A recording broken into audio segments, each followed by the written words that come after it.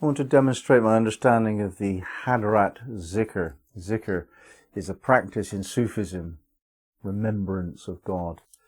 Hadrat just means a certain body movement, and some of these practices in Sufism require this mudra, a dynamic mudra. Now we're using the terms Allah, Hu, El. These three words have a sense of sacredness because they're in a mantric language. Arabic is one of 4 mantric languages, including Hebrew, Aramaic, and Sanskrit. So Arabic has this sense of an onomatopoeic quality like the other mantric languages. In other words, how it sounds and how it feels is what it means. So with Allah, we have the breath.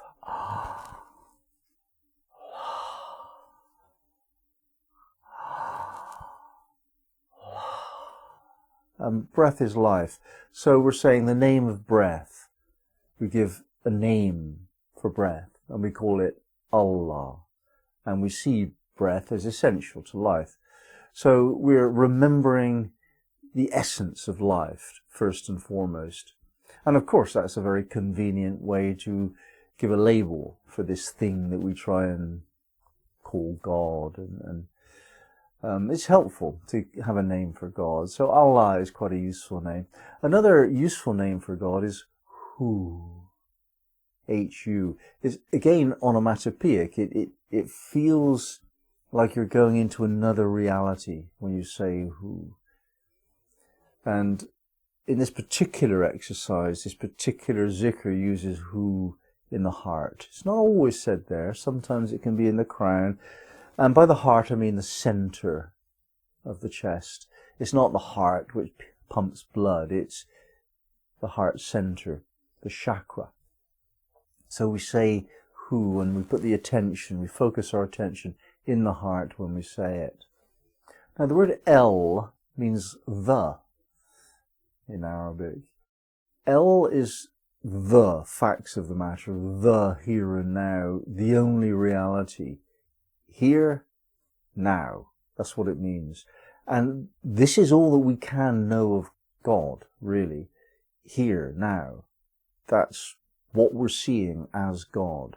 So we're just reminding ourselves of that when we say El. So these are the words. Now, the way, and in fact the meaning of the words is secondary. It's the primary purpose of the exercise is to feel.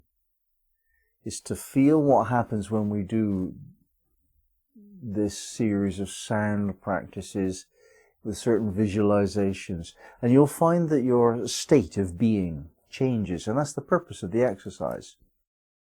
And typically it's done with a count, and I've got these beads that's called a tasbih, which has got 3 sections of 33 and a single marker between. And you count up to 101 if you want to. I'm not going to do that many today, but that's what I usually do. 101 of each of these sections. Now the first section, we move the body to the right and center, to the left and center. And that is called a Hadrat movement. And yet we visualize that the heart is being pulled to the right. Back to center, it relaxes, and then it's being pulled to the left. So we imagine the heart is leading the exercise. This is not incidental, this is central. Because we put consciousnit in the heart as we speak these words that resonate the heart, and the heart center begins to feel that, and it intensifies as you do it many, many times. These zikr practices you can do all day long, literally. I don't mean that figuratively, literally all day long. You get up in the morning, you do it all day long, and then you go to bed.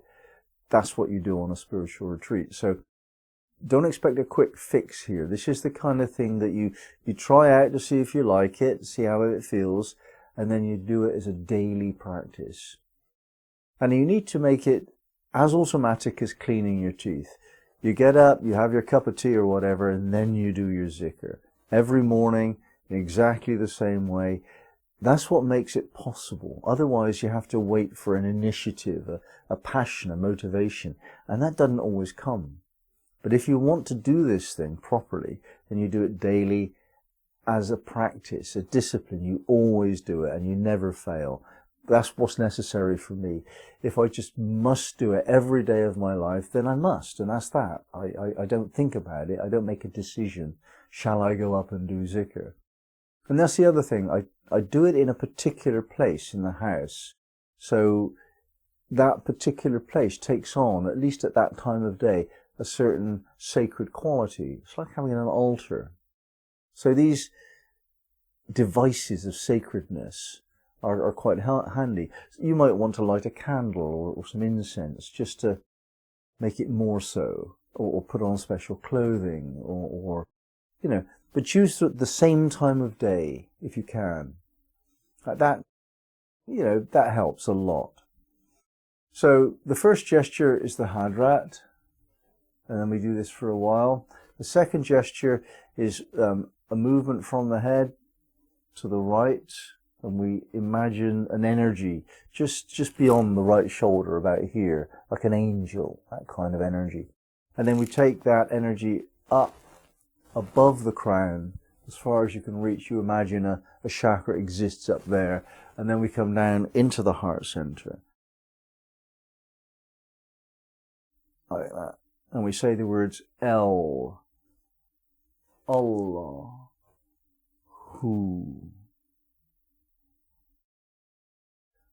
And then we shorten it again and we just say Allah, Hu.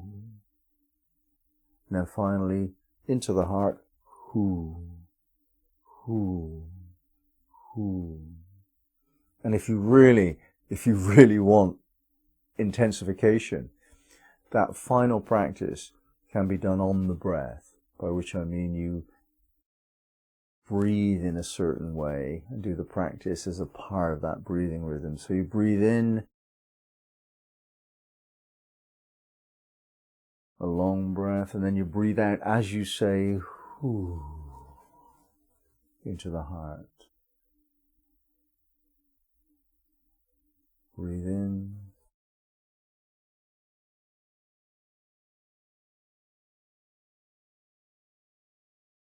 Ooh. Now I'm just going to demonstrate this a little bit,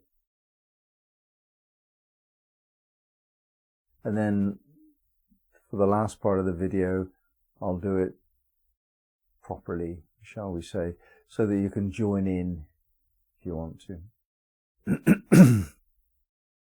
So just to demonstrate it then.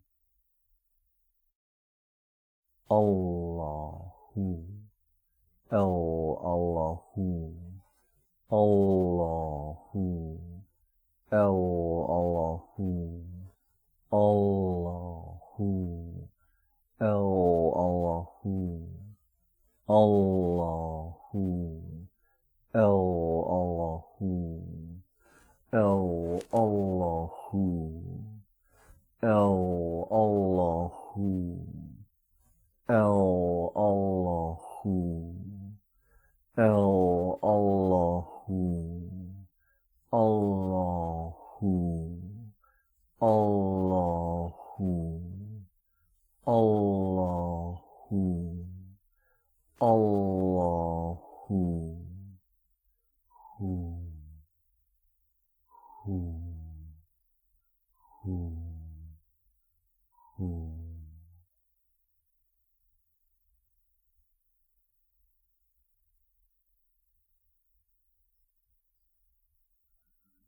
Bismillahirrahmanirrahim. Alhamdulillahi Rabbil Alameen. Rahmanirrahim. Maliki Yawmiddin. Iyyaka na'budu wa iyyaka nasta'in. اهدنا الصراط المستقيم صراط الذين أنعمت عليهم غير المغضوب عليهم ولا الضالين آمين.